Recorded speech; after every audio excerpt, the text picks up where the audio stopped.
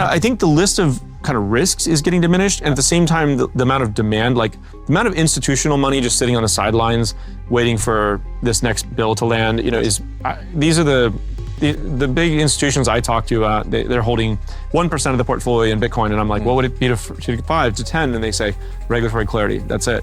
So I think we'll continue to see huge inflows of capital. Coinbase CEO Brian Armstrong says just a little bit of regulatory clarity is all we need to reach $1 million Bitcoin. All this while Coinbase itself calls for a full-scale alt season. China weighs a yuan-backed stablecoin for the first time in history. Trump turns up the heat on Fed Governor Lisa Cook. And Bitcoin tumbles back into the range that it's been in for the last few months, leading many to wonder, was that the top, or do we have a whole lot more ahead? And let me tell you this very clearly. I'm loading up on this dip more aggressively than any time in the past because it's very clear to me that what we're seeing ahead of us is so incredibly big that it's worth the risk. It's worth the gamble here in crypto land. And mind you, we are always gambling for our future here in crypto, where if we're right, we make insane upside, and if we're wrong, we get completely obliterated. This is the extreme Russian roulette of finance, crypto, the world in which we love, and we're finally watching the bankers buy our beloved bags. And I believe the next part of this bull run sends us to Valhalla, the hallowed Q4 of the year after the halving. The most profitable time repeatedly in the entirety of crypto is upon us. And you're seeing the prototypical dip before the Q4 magic takes off. So strap in because we have an absolute banger. If you're excited for this one, make sure to smash that like button. And here's a picture of a beautiful butterfly to show you that I'm very thankful. Also, we're coming into the most intense and also time-sensitive part of the bull run, so I highly encourage you to subscribe and put that bell notification on, because as the extremity of this market continues, these videos will start to become extremely time-sensitive, and seeing them before hundreds of thousands of other people will give you the edge you need to stay ahead in this market. We're also expanding the team here at EllioTrades. I'm very excited about that, bringing on new researchers because there is so much to cover, and we are just getting started with the best part of crypto. So with that said, let's dive in because today's episode is going to be a banger. First and foremost, let's talk about price, because as you can see, Bitcoin went all the way up here to about 124,000, and then it came all the way back into this kind of diagonal and sort of downward range that we had been in really since the beginning of July. Now, you could see this as a deviation. I personally see this as just a reaccumulation before pushing higher, but other people have pointed out that this is actually a pretty big and meaningful pattern on the weekly. So as you can see here, this is the weekly chart, and as you can see here, we put in this high around 123,000. Then you can see that we broke it right here, where we actually went higher on the weekly chart, and we broke out from this 123K level. You can see it above that blue line. But then we actually failed and we came back down, and they call this a swing failure pattern, meaning that we were going to swing up and then we failed. Now, the swing failures can be significant. As you can see here, Maine says a bearish swing failure pattern has only happened 13 of 15 times.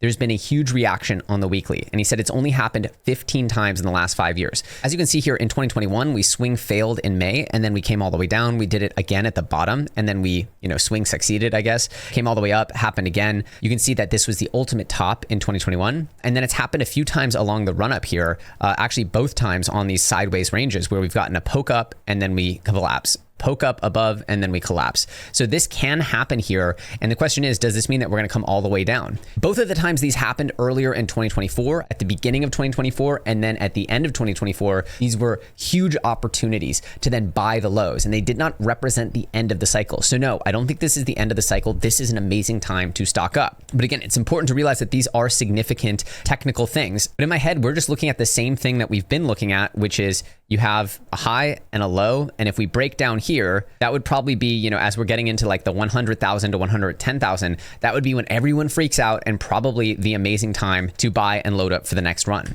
I don't know if that's going to happen. I don't know if we're going to stop here.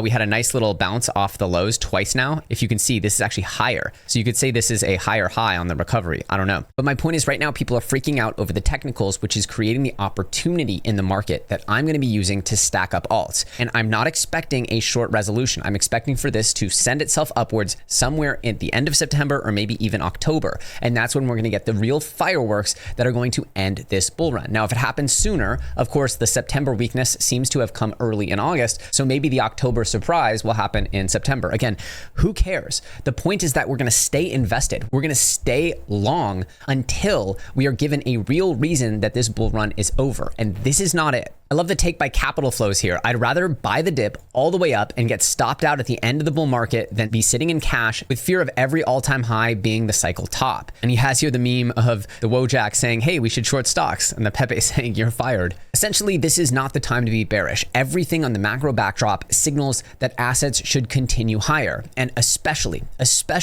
if we're able to get some Fed rate cuts, which I believe are coming at some point, whether it's this month, next month. We know that a monstrous amount of Fed rate cuts are coming to a US capital market near you. So as Pigeon says, I'm fully allocated, call options loaded, max convexity going into euphoria.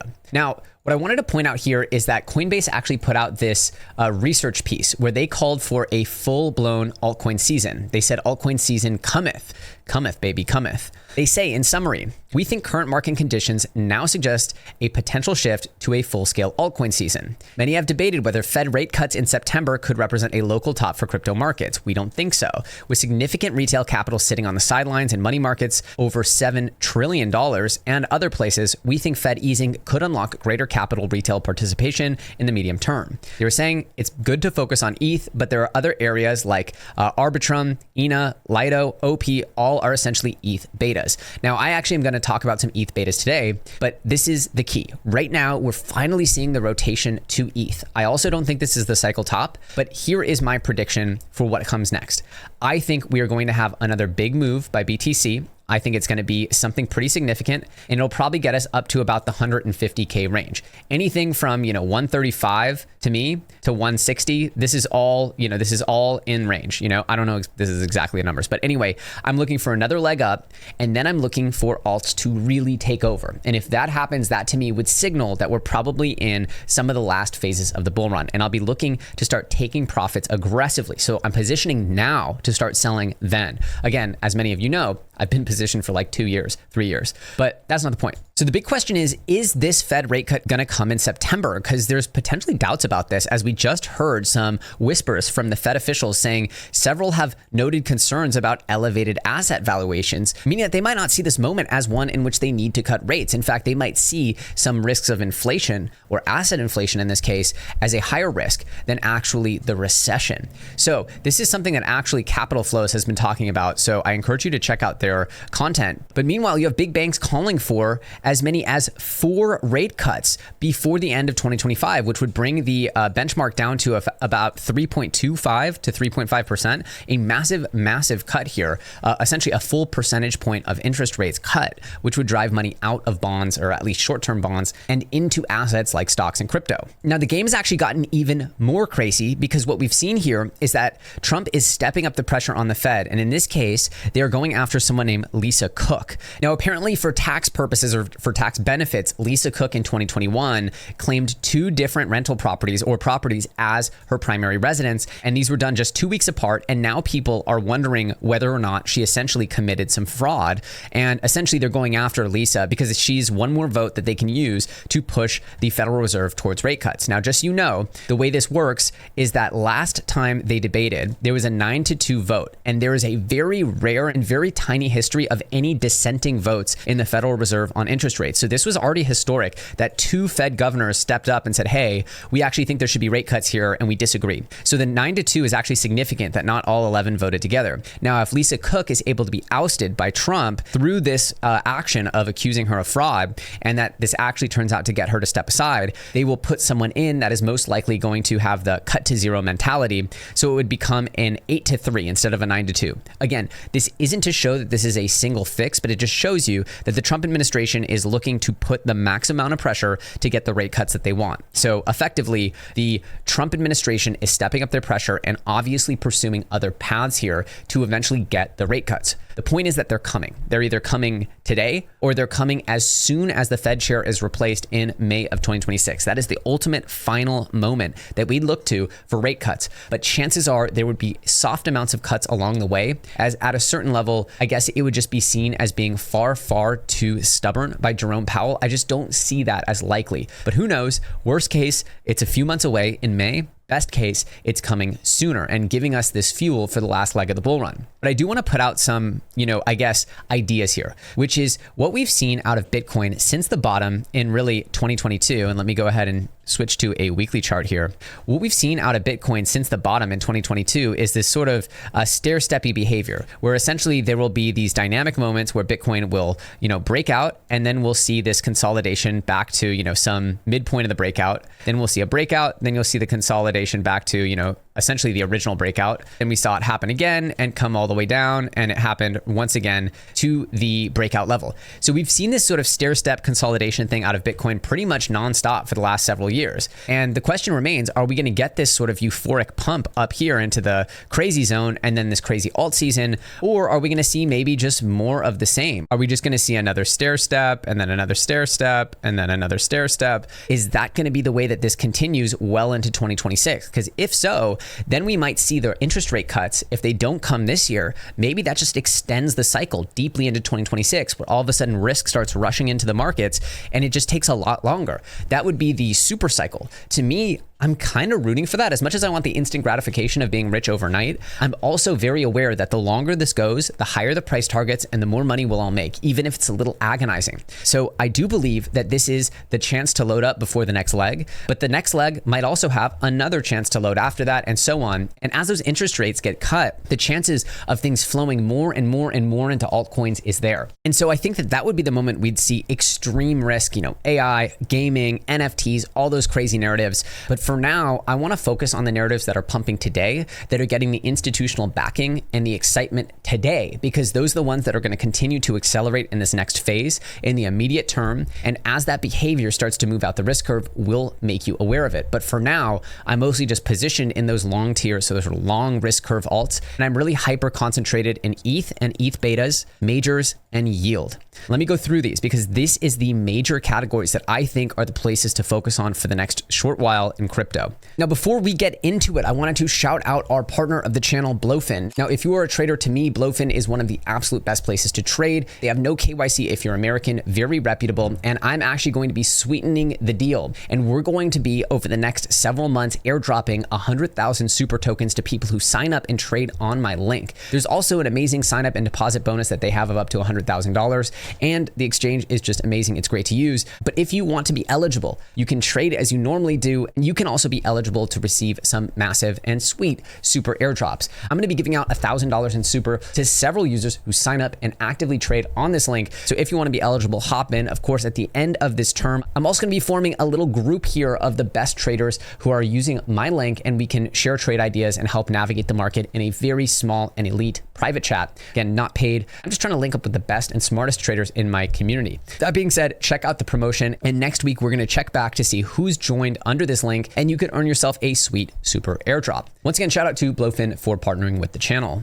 First of all, it's just important to realize that we've never seen anything like the level at which Tom Lee is shilling ETH. He's literally shilling specific inflection points and price targets, essentially saying more or less that he's buying each and every one of these. And we know that he is loading up a $20 billion mega cannon to buy ETH for BMNR. And like I said, we've been following the BMNR trade, and I said, hey, look, this trade has gone absolutely bananas since we loaded in at 32 bucks. We covered it down here. And I said, hey, look, this thing is probably going to go crazy. And it did, locally topping out at over 70. And now it's come down into the 40s. So is this probably a good range here to be picking up some BMNR? I actually like the risk reward here as it's, touching this money noodle. You can see it's bouncing off of the money noodle here on the daily. I'd imagine that BMNR is going to be the best ETH beta because effectively this is the version of altcoins on the stock market. These are these treasury co-plays. So you have essentially the extreme lendiness of altcoins, and they're related to ETH. So as ETH pumps, I think you're going to see BMNR take on that sort of main ETH beta,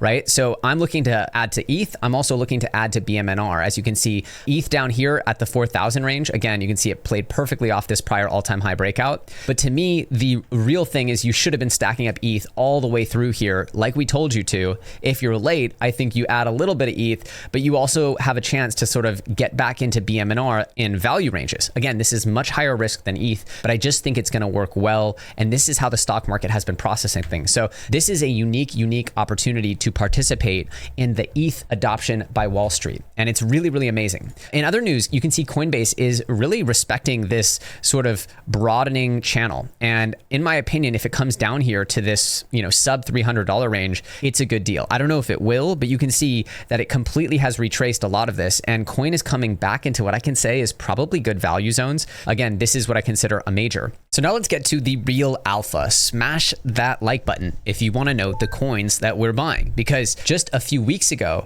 we told you all to buy Aerodrome. We told you to buy Aerodrome back when it was in this 70-cent range. It's fully doubled, more than a 2x in just a few days here. We also told you to get involved in Uniswap. Back here in this green box, you can see we have the green box here. It's up, decently from there. It did hit over 12 bucks here. Again, all these DeFi protocols, you can see they're working their way up. And we've been banging the drum about this for the last few months. Syrup, one that we like on this channel, you can see it's really respecting this 40 cents or so range. But you can see it's probably in a decent value zone here. And, if it breaks under, scooping up some cheap Syrup, given that it's a top DeFi protocol, probably not a bad idea. You see Aave just continuing to push its way up here in little zigs and zags, albeit, but it's doing great. So pretty much we nailed this concept that these regulations would put DeFi and Ethereum into the center focus, along with stablecoins, of course. We talked about Athena, went absolutely crazy. And now I'm going to be telling you that I think it's time to be focusing on ETH and ETH betas, as well as majors. So what are the ETH betas? Well, like I said, the number one that I'm looking at is definitely BMNR. I showed you guys Coinbase here. I think Coinbase is definitely entering into a value zone just for all of crypto. Coinbase, it had this extreme run from about 235 bucks all the way up to 448. Actually, this move started at 144. So it pretty much tripled, 300%. Now it's come all the way back down to about the mid twos. I mean, if it comes under 300, that's a huge discount on one of the most important companies in the world for crypto. So I'm big on coin, getting into some discount coin at these levels. But like I said, the BMNR play is really interesting for an ETH beta. It's kind of behaving like the meme coins used to, the Pepes, the Mogs, which aren't really moving that hard as ETH moves up. That's been very surprising. And it actually changes the overall picture when it comes to, do memes actually represent the upside of a chain, or is it now these treasury companies? And I think that the market's telling you it's these treasury companies that are like the altcoins that get the beta play exposure to the upside. And they will also function that way to the downside. Remember, ETH is barely off the highs and BMNR is down, 30%. Mind you, it, doubled as ETH went up 30%, right? So you're getting these extremes at 135% off the lows, 30% off the highs. This thing is pumping and dumping like mad. But anyway, I believe that this is the, ETH beta that you want to look at. But it's not the only thing, because the truth is that we're seeing explosive growth in the majors. And once these majors really pick up into the right, like BNB, you're talking about a $122 billion asset making new highs, one of the best charts in all of crypto. And so it shows you maybe BNB is the place that you want to be looking. Maybe you want to look on BNB chain as this explodes to new highs. But to me, you have a chance right now to ride major assets in the space. And those major assets are things like Chainlink. If my computer will load here, there are things like Chainlink, which has been absolutely crushing it. I mean, look at, obviously, it's up 11% on the day. The last week, it's just been explosive from, what is this? 15 bucks about in the beginning of August, all the way up to 26 bucks.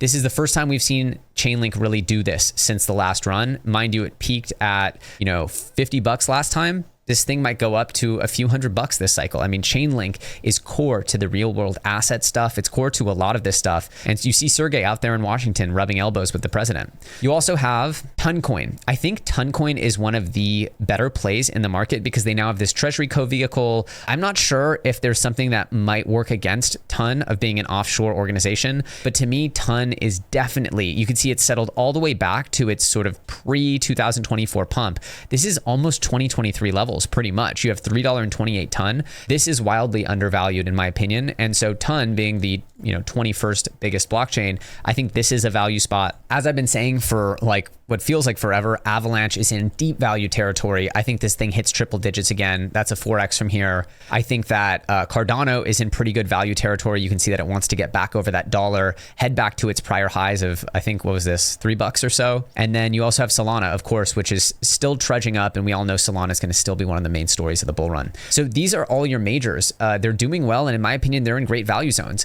I don't think you want to be too cute in this section of the bull run. You don't need to go too far out the risk curve. Focus on the big assets that will really need to reprice first before you get these altcoin rotations. You'll need to see Bitcoin. You'll need to see Ethereum. Now you're seeing Ethereum, you'll need to see the majors. They're next up in line after Ethereum makes its big move. I'm still heavily concentrated in Ethereum, but I'm looking to pick up positions in these majors as they start to edge their way up. Also with their own treasury co's. BNB has a treasury co. Avalanche has a treasury co. They're all going to have treasury co's. Ton has a treasury co. So that's the formula we're looking at right now. You want to be in the underlyings. You want to potentially be in the treasury co's, though they're all different and quite a bit more risky. I think that they will all do well, and my sort of particular approach is just to buy the major alts as they're getting ready to lift off. Now, that being said, the last section here is yield. Now, one of the things that I've actually become uniquely aware of is the emotions of trading, even for good traders, are really, really hard. And I've been thinking a lot in a sort of ever more difficult crypto ecosystem, how can I present crypto opportunities to the audience that avoid this trap? So what you see here is a chart of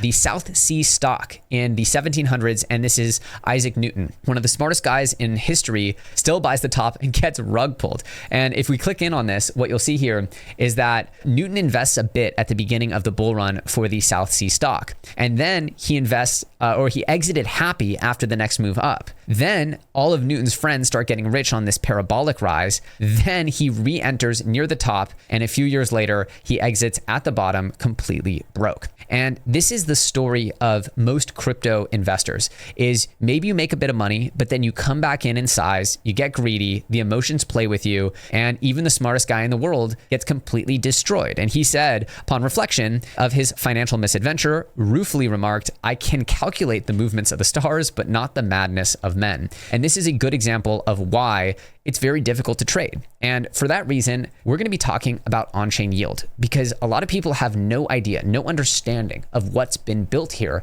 with my newest project, Black Hole. Yes, this is about Black Hole. And a lot of people see Black as a speculative asset, when in reality, in my opinion, it is a call option. It is a way to lock in a piece of the on-chain ecosystem and own a piece of a real on-chain business, and that business is swapping tokens. And so I'm going to be doing a segment right now where I show myself buying some Black, burning that Black, voting, and actually earning rewards from Black Hole, so that you understand this is what the token does. This is how I should view the token, and this is what buying some of this token and using it looks like. So here we are on Black Hole, and as you can see, the votes are being processed, and they should be ready here in the next minute or so. So if we go to our portfolio tab and we refresh, okay, and the rewards just came in. So if we claim all, what we'll see here is we have a total of $227 in rewards.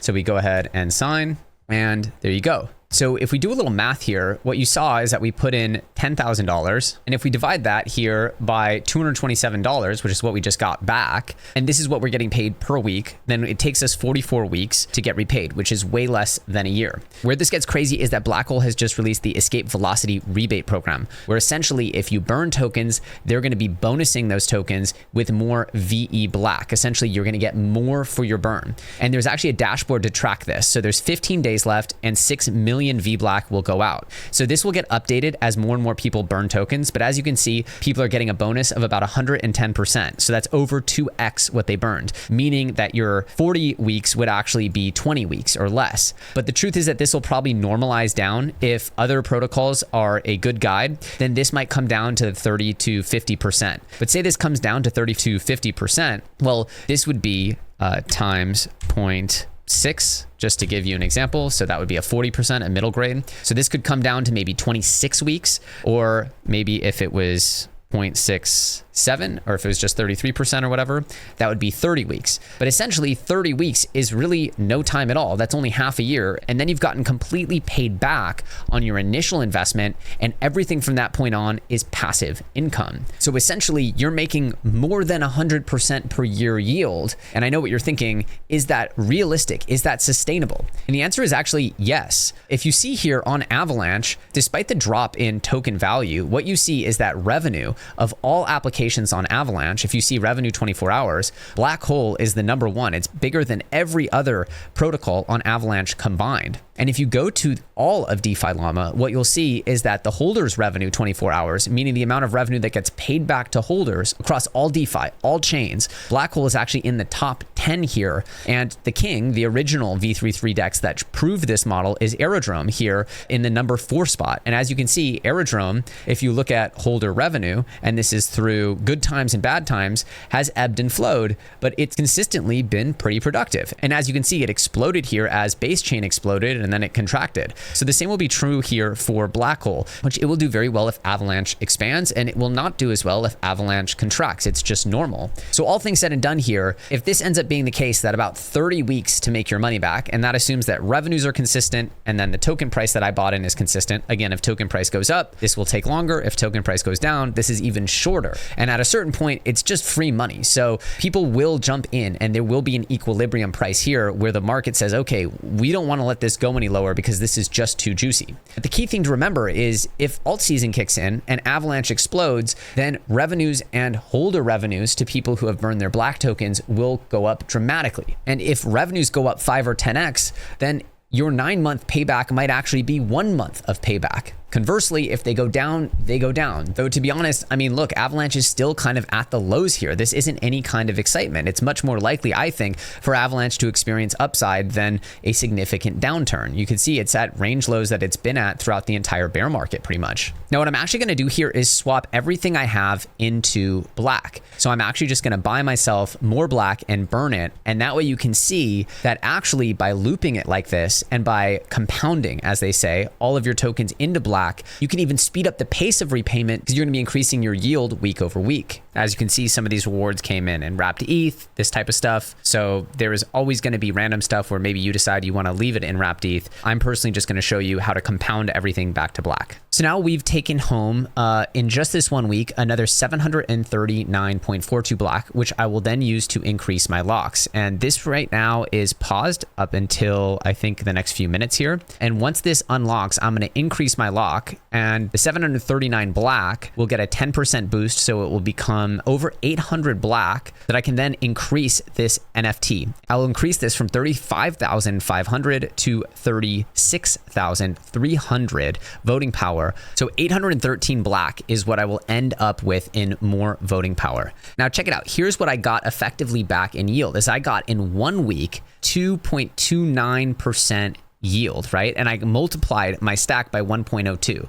So if I take this number, right, and I figure out how many times it takes me to get to 2, it's a little easier just to use AI to do these calculations. I went and explained sort of the deal here. I plugged in the missing value of how much black is worth right now. And it went ahead and said that if you compound your black tokens into VBlack with the rebates and the current yield, you're looking at 22 weeks or 5 months to make your entire yield back and be in profit. I'm not going to lie to you. Of course, there's risk. There's risk that the market goes down and that these revenues go down. There's also the chance, and I think an even better chance, I'm certainly betting on this, that the market goes up and these go way, way faster. Again, I'm going to be completely honest. I'm not trying to buy too much of the VBlack off the market because I'm really addicted to this yield. I want to get as much of the protocol as I can, but I want the community to enjoy this and get the opportunity to do this. And because every dollar that goes into the rebate program effectively dilutes other dollars that go in, I don't want to take any value off the table for community. So this is the way it works. You're looking at creating a passive income stream. You're looking at how long it takes you to make it back to break even. And at current rates, it's about 9 or 10 months with no compounding. And if you do compound, it's looking more like 5 months, which to me is absolutely insane. And it makes it one of the best and juiciest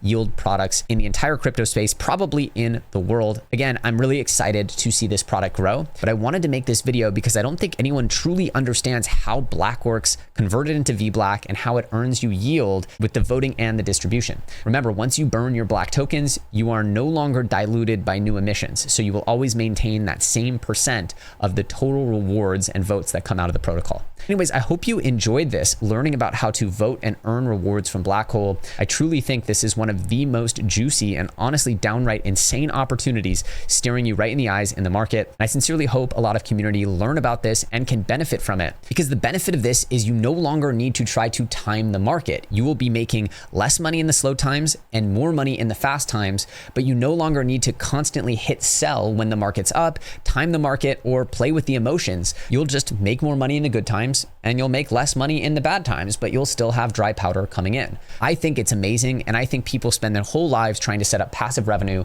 and here's the opportunity, I think the holy grail of crypto, to own a piece of the best business in crypto, which is the exchange business, meaning you're getting fees from the trading of tokens, and it's all made possible by Black Hole. And I hope you guys realize this project is just a month old. We have so much planned, and there is so much that I cannot even say at this moment, but I don't think I need to. The math is the math. So there you have it. This is my guide for how I'm going to crush the next phase and why I'm so bullish to buy any dips here along the way as we're coming into the seasonally most bullish time in crypto history, Q4 of the year after the halving. The truth is I could see this bull run going on much longer than Q4, and I'm not mad if it does. But I also believe that we are firmly in a bull market that will either last maybe to the end of this year, potentially till the middle of next year. And if we're crazy, maybe even into 2027, because if Wall Street keeps pouring money into crypto, there's no reason why it needs to have a blow off top. Maybe the mania phase happens when Bitcoin starts at 220,000 and goes up to 400,000.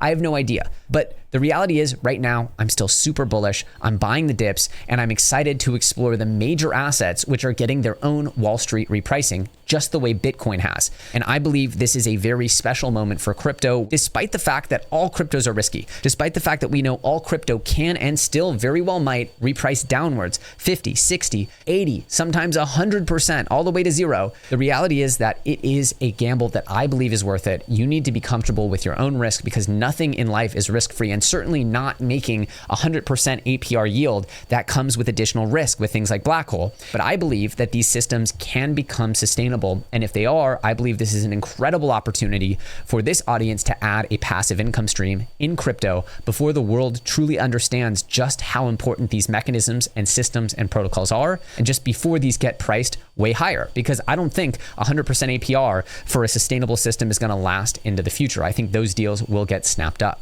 Anyways, if you enjoyed this, make sure to smash that like button, subscribe with the bell notification on, follow me on Twitter at EllioTrades, click on this video popping up right here, as I'm sure you're going to love it. See you soon.